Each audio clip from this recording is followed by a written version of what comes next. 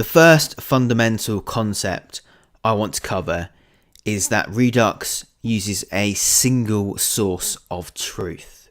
Now, this might sound a bit odd, but essentially all it means is that Redux uses a single JavaScript object to represent its entire application state.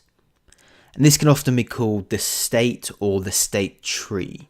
Now, Redux has a store, which we'll cover later on, and that store is just the object that holds the application state. So the state of your whole application is stored in an object tree within a single store. As I said, we'll cover stores later on, so don't worry about that bit too much. Let's just focus on the state and the fact that it's a single source of truth. It's probably easier if I show you exactly what state might look like for a simple application. So let's imagine if we have an application like Kickstarter, and let's ignore the whole kind of users and logging in, logging out, etc., etc. Let's just focus on projects. So imagine we have a page that displays an array of projects.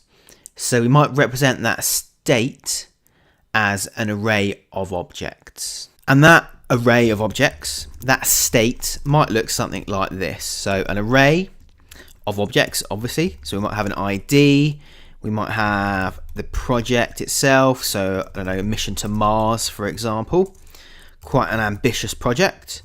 And we'll have a goal, so the total amount of money they want to get. Let's go for an easy one for $1,000. And whether it's funded or not. And let's go ahead and copy that. And we'll do this, a mission to Venus.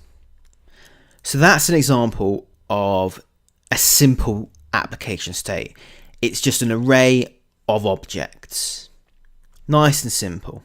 So our application state can be simple, but it can also be pretty complex. If you think about an application like Uber, for example, it's quite a complex application. There's quite a few things going on.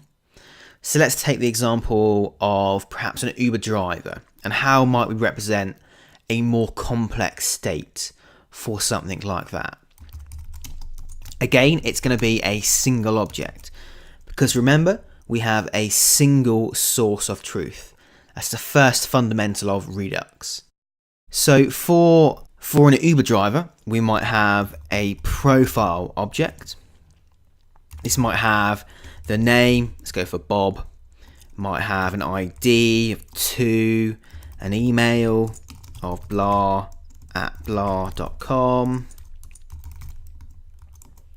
You might have a rating of 5, and lots of other properties within that object. But then we might also have an array of passengers nearby. So obviously Uber has to have some way to represent passengers that are nearby. So this array might be an array of IDs of passengers, information about passengers. We might also have notifications. Obviously there's going to be lots of notifications going on within Uber, and for individual drivers. We might have an array of completed rides, so completed journeys that driver has done. We might have an array of payments. We might then have an array of ratings, and this ratings array might be an array of objects again. It might have the customer ID, so 5, and then the rating that this driver got for that customer. So you can see here that this is very quickly developing into a much more complicated state than the first application. Now obviously this is just a very, very simple example, and something I've just pulled out of thin air, basically just a very basic overview of what a more complicated application state may look like.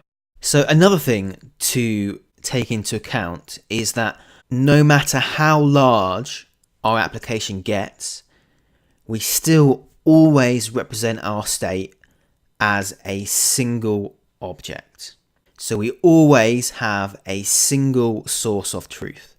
And that's the first fundamental of Redux. In the next video, we'll check out fundamental number 2. If you like my videos, please subscribe, like, and comment.